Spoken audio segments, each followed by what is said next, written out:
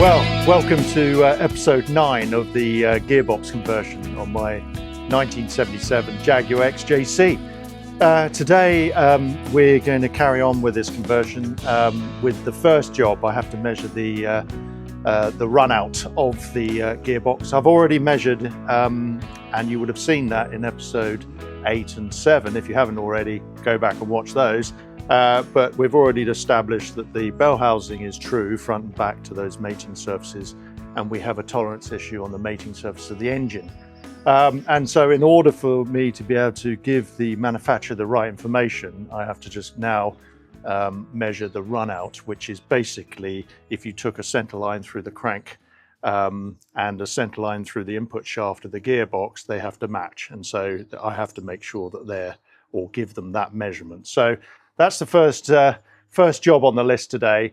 Then after that, which I'm quite happy to say that I don't have to get under the car again for a while, is I'm going to wrap the exhaust manifolds with a heat wrap, and I'll go into why I've decided to do that. And also I've got to get the pedal box sorted out because there was a bit of play in that clutch, which is to be expected. It's an old part, but I want to make sure that there's no play when I put it all back together. So you're watching TP's Diary. I'm Tom, so let's get into it.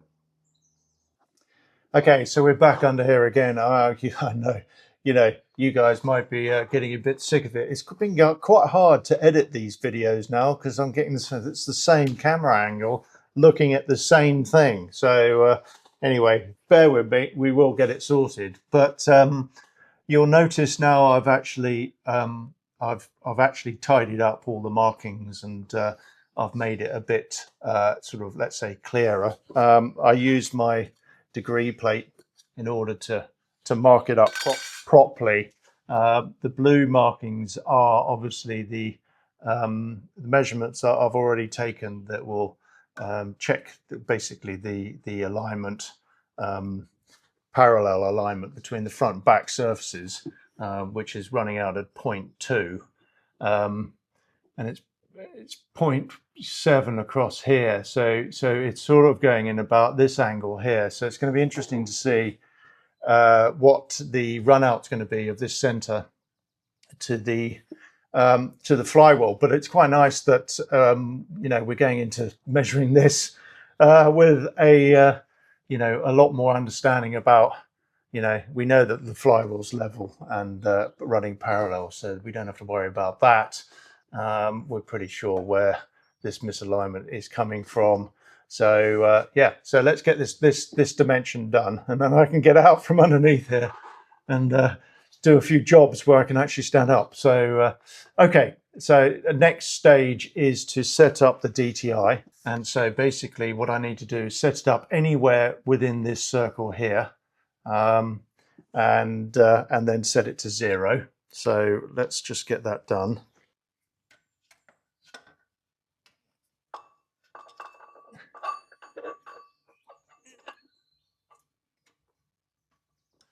I want to try and get it as best I can so the clock is actually in the center.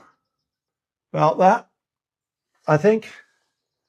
Okay, so let me use a red pen on here so we can mark that initially at 0. Okay, so what I have to do now is now it's out zeroed. Basically we've got now our first sort of datum point. I need to rotate that clock all the way around the inside of this circle here and find the highest point, so where it climbs. Yeah, so it's got to climb, the clock has got to climb this way, okay, and that will indicate that we're climbing in the measurement. And once we find that, I need to mark up the highest point, and then what we'll do is we'll then bring the clock back round to that point, we'll re-zero it, and then we'll run it round 180 degrees and take that measurement, and that will tell us what the run out is. So let's spin the engine over, and we'll see if we can find the highest point. So okay, it is climbing.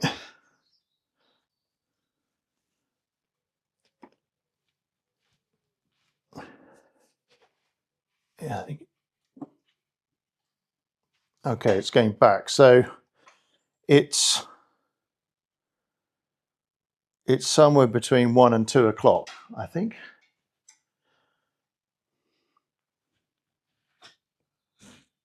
Hold on. Something, it's just hit something. Hang on. I think it's around here, but unfortunately, we're going to have to start that again. Right. Okay, that looks like 0 there. Right, let's just now reset that clock.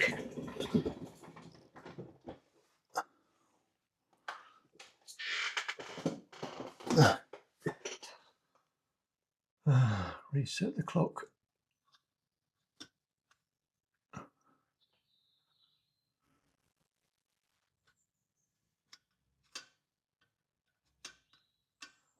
Okay, let's now do that again.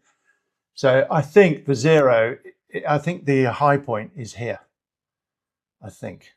Yeah, I think the high point's there. So, and let's not forget, I am actually doing this with all the bolts in, all torqued up to 35 pounds-foot. So, and I've taken all of these other measurements and I haven't actually touched the bell housing at all now. So, right, let's now find the high spot.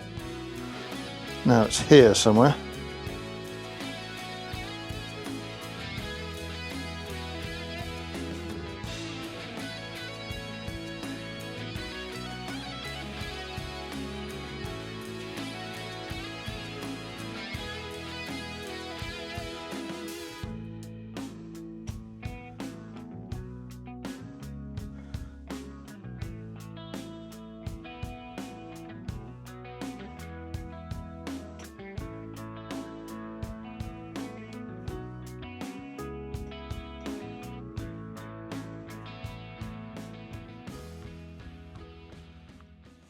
Okay, I think the high spot is there, sort of there somewhere.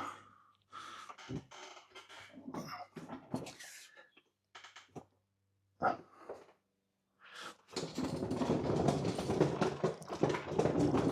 think it's now, it is. It's now heading back to 0. So let's take it back to 0. Okay, that's about 0 there. Right, let's just check that.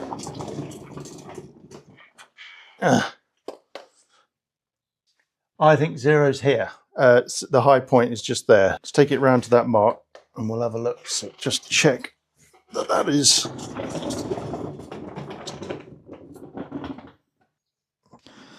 Okay, we're climbing again now. So yeah, I'm going to say that's 0 there.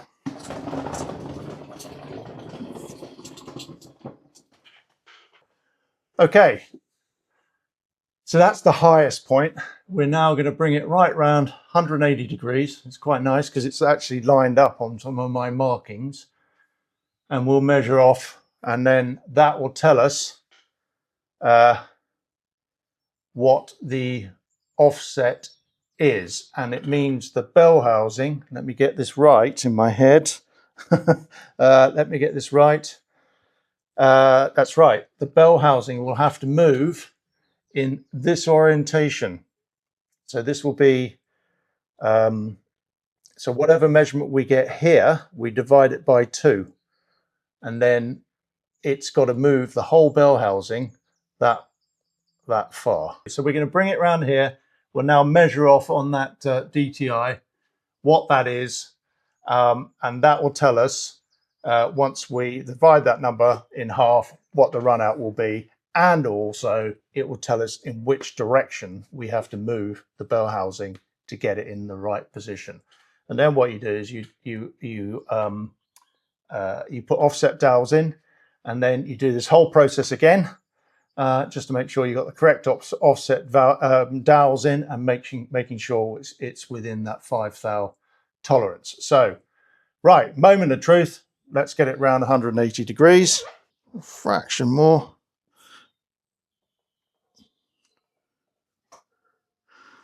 There, right. So that is 1, 2, 3.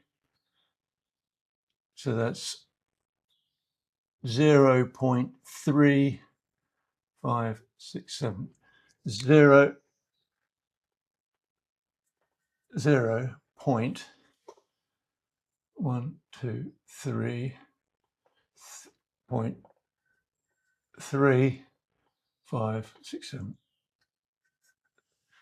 0.37, so of a millimeter. So 0.37 divided by 2 equals 1.85. So 0.185. So put that 0.185. Yeah. And then if we divide that by 25.4 is, and it's 7 thou. That's 7 thou. Okay. So that's 7 thousandths of an inch. So if I had 7 thou, well, it's 7.283. So if I had a 7 thou offset dowel in there, which quite nicely you can buy off the shelf, Ben at Simply Performance has got them, so he can send them to me. That means that we will be well within specification, and what's more, we have to, because this is a negative figure, we have to move it in that orientation. Okay, so what I need to do now is I'm going to update my drawing with that information, and then get that off to Ben at Simply Performance, who basically Ben and the guys at Roadcraft. You have to forgive me, I've forgotten their name. So the guys at Roadcraft, and then I think the consensus is we're going to machine this face. Right, okay, so now we need to get the bell housing off, get this packet packed up, and sent over to Brian at Roadcraft, who's going to remachine it so it will now match the engine. I have to stress that the parts that they have supplied us, or supplied me, are actually all within tolerance and everything else. It's the engine that is out of spec. Also, once I've got this off, I want to just try my new high torque starter motor, get that fitted into the engine. I just want to check the meshing of the I suppose the sprocket, the small gear into the ring gear on the engine. I just want to check that because I don't want to assume that that's actually perfect. I'm sure it's fine, but I don't want to assume anything. Next job, let's get this off. I've fitted the starter motor, and it seems to be meshing, and it looks quite tight, but actually when you look up here, it all sort of fits in okay.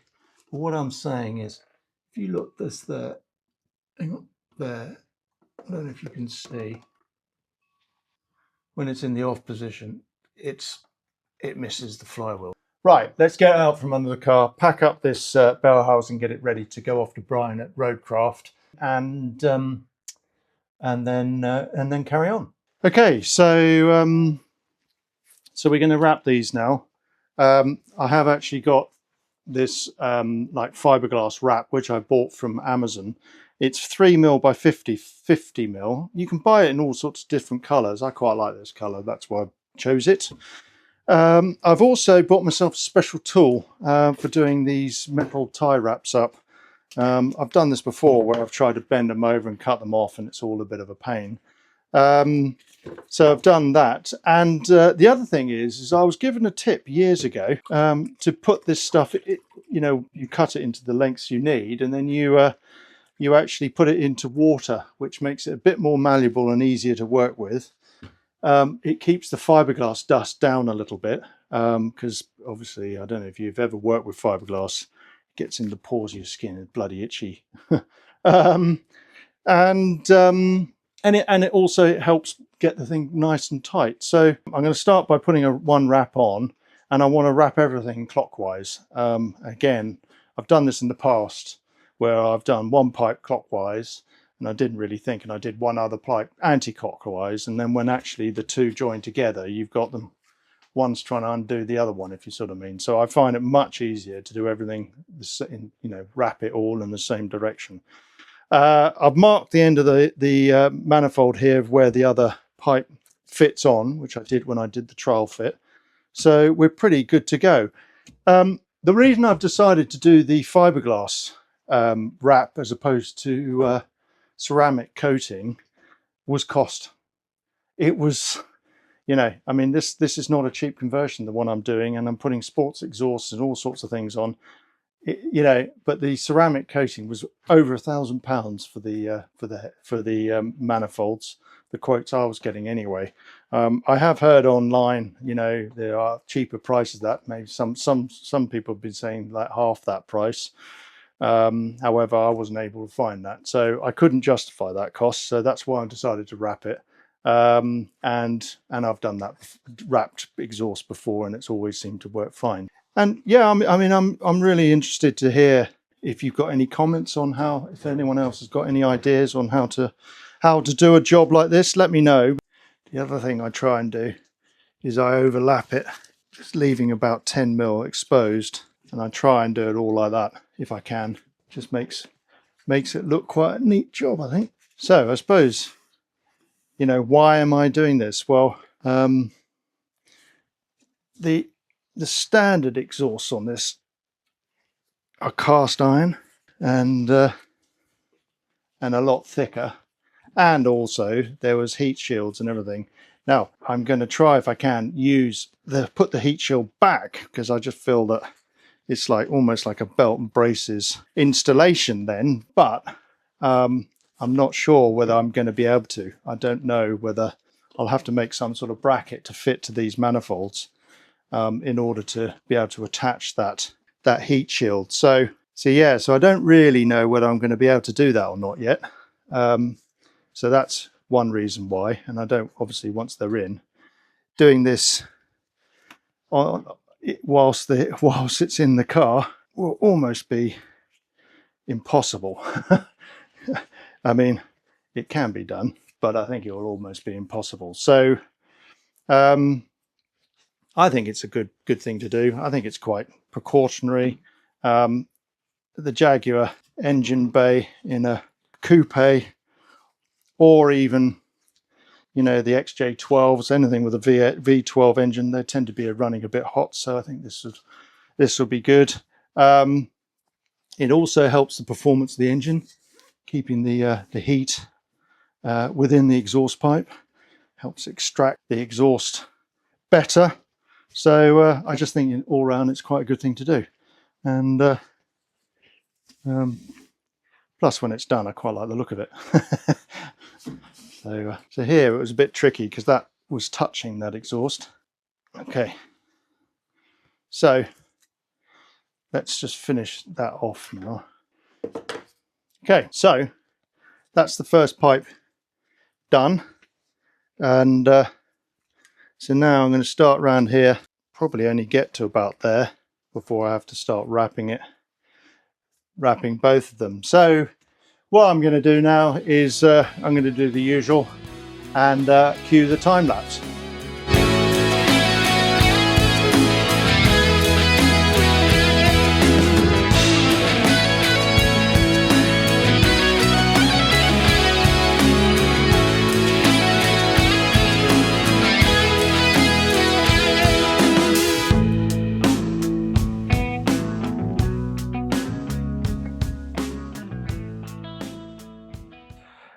So there we go, exhaust manifolds now all wrapped up to the joint where the fitting goes on, obviously. So they are now ready to go on. You can see, yeah, they didn't turn out too badly, did they? So yeah, right, onto the pedal box now. Okay, so I've got the new pedal box here. I actually took it apart and had it vapor blasted, so it's all nice and clean. But when I took it apart, I noticed that the pedals, even though they've got bronze bushes in them, they had seized on the pins, and the pins were rotating in the aluminium casting. So what that meant was, obviously, some of these holes have gone slightly elliptical. So I'm either going to be able to sort them out or not. But I mean, I definitely can sort them out, which means essentially I just need to sleeve the holes. Just put a reamer through it and just sleeve the holes. Anyway, I've got the old one here. So what we'll probably do is we'll just dismantle this one first, because I need the brake booster from this and also the master cylinder. So I've taken the master cylinder off already, and so I think we need to get the brake booster off. The master cylinder, that just bolts on the end here, and then there's a little sort of plunger that comes out of the booster that pushes the master cylinder forward and backwards. So in order to get the brake booster off, we have to take this pin out here, and there's basically a split pin in the side of the housing. Take that split pin out like that, and then there's a pin, a brass or copper washer. Okay, and then that little pin comes out like that. So I'm going to keep these parts separate, because obviously I'm going to put back in the best of both of them. So so that should, there we go.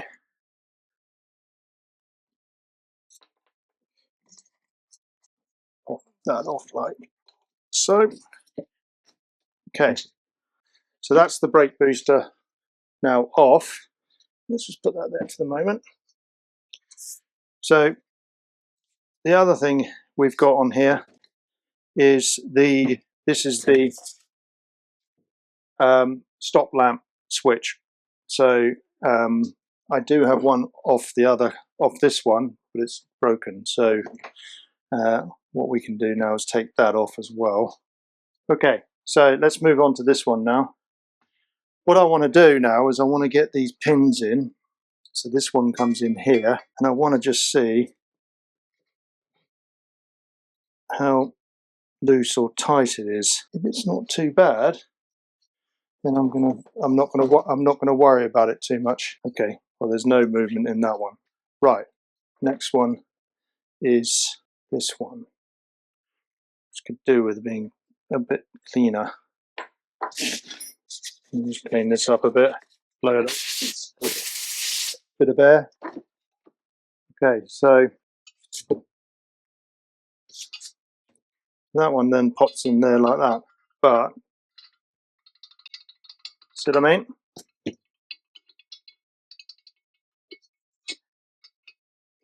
That is so. See, there's hardly any movement in there at all. So, whereas there's a lot in there. But does that really matter too much? Which way is it? It's this way. And it goes on like that. So, I don't actually think that matters. I think what I'll do is I'll just stick a bit of Loctite in there to properly lock it up. And yeah, and we'll put that back together. Okay, let's come back to that.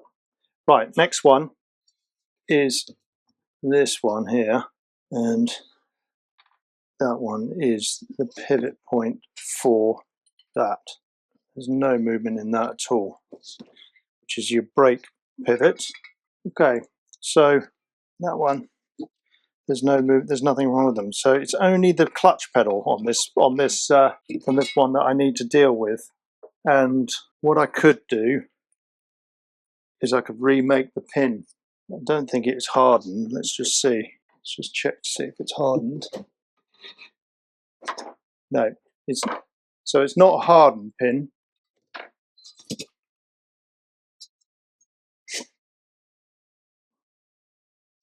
Okay, so that's the solution.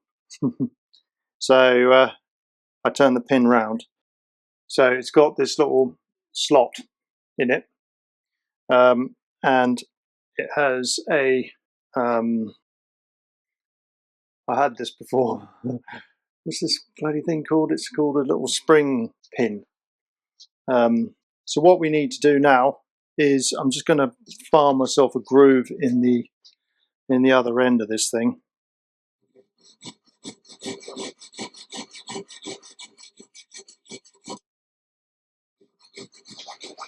Might take a bit of time, this.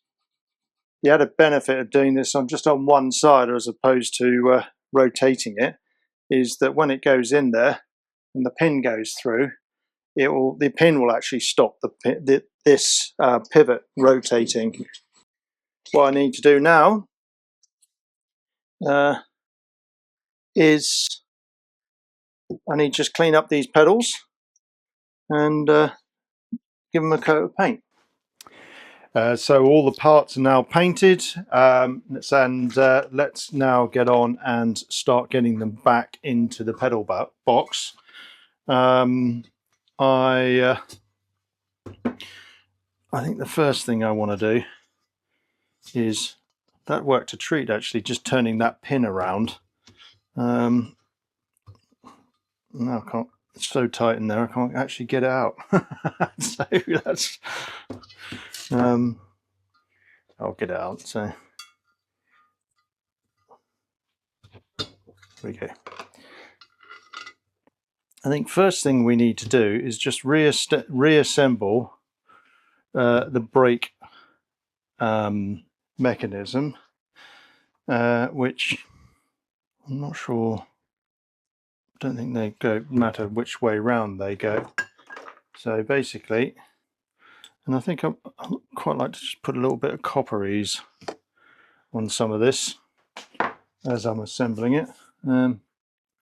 Just a dab of copperies on each of those pins. Goes in there like that. Just put a bit. And then it has these rather swanky little clips that go on. That's one.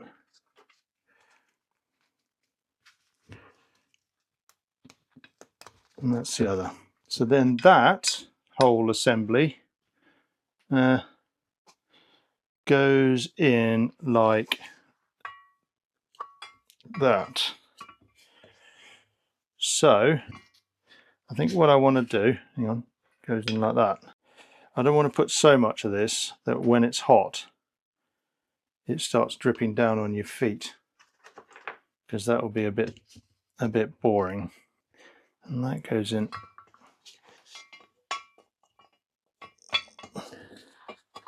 like that. Quite like a washer on there. Okay, bigger screwdriver.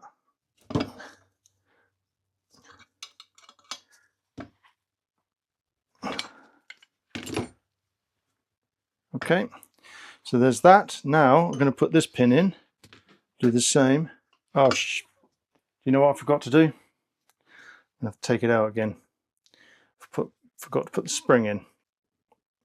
Okay, right, so now I need to put this pin in, and that one goes in like this.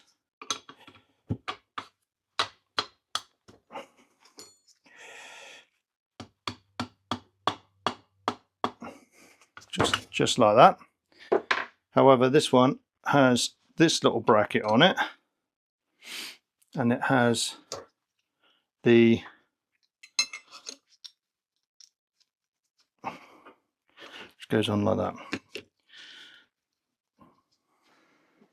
Okay, so this one has the stop light switch on it.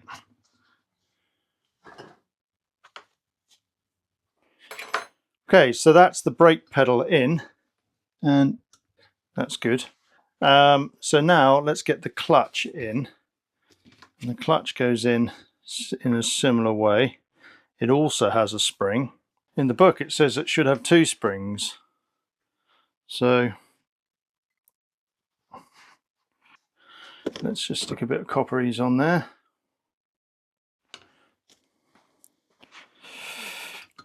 Get him in there. Hang on, this pin I want to do that way around. Okay, so moment of truth. Will this little sucker drive down in there? I hope so. The answer to that is yes, it did go in with quite a lot of persuasion.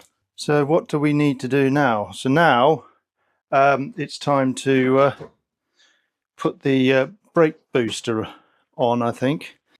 So, okay, let's get the brake booster in.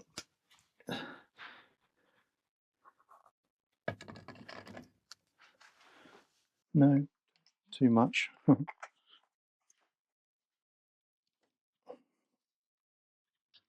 Okay, that's that one on. Right, so next is the pin, which is this one. We connect it to the pedal. Just tap you in.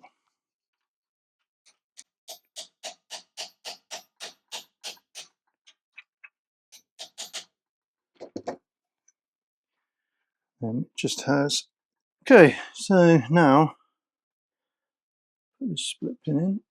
Pops in there. That's the pin in. So we're now just going to put in the rubber bungs. I'd quite like to just clean them a bit.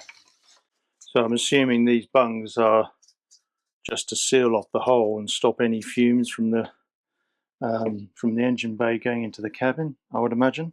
Okay, now we're going to put the brake master cylinder on, which just literally just pops on like that. Okay.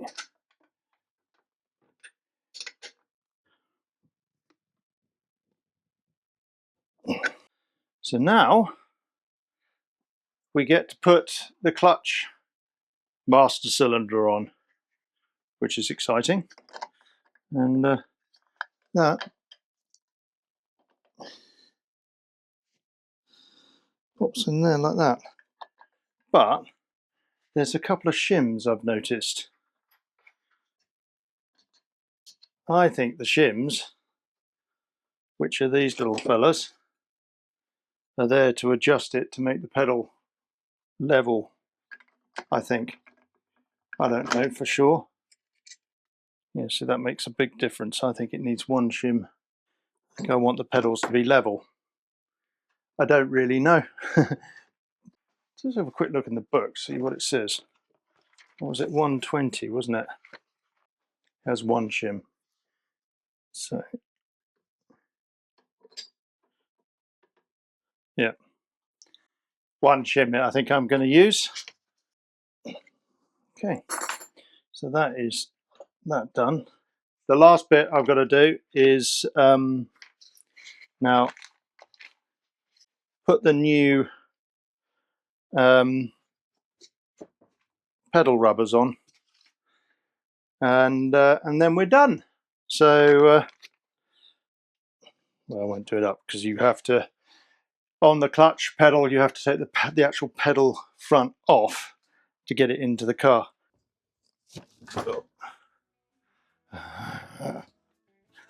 So there you go. Here's the pedal box all ready to go back in the car. It's all complete, and that should actually work very well. So I hope you enjoyed this video. If you did, please do give it the thumbs up, and do subscribe. You know, it's completely free, and I know I keep saying it, but do subscribe. It's nice to see the channel growing, and it is growing now.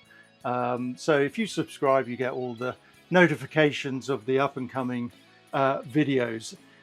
Next week's video is a little bit different. We've got another V12 that we're going to be able to play with. So that should be quite exciting. And then we've got some really some nice sort of videos coming up where I've been out and about. I get to experience an Aston Martin. Well, actually, there's a couple of Aston Martins and a Jensen Interceptor and some particularly rare Jaguars. And I know I put a few little shorties out, so you would have seen a few of those. So anyway, yeah, and whilst I'm, whilst that's sort of happening, whilst the parts are getting machined for the coupe. So anyway, thanks so much for watching, everybody. And I really look forward to seeing you all in the next video.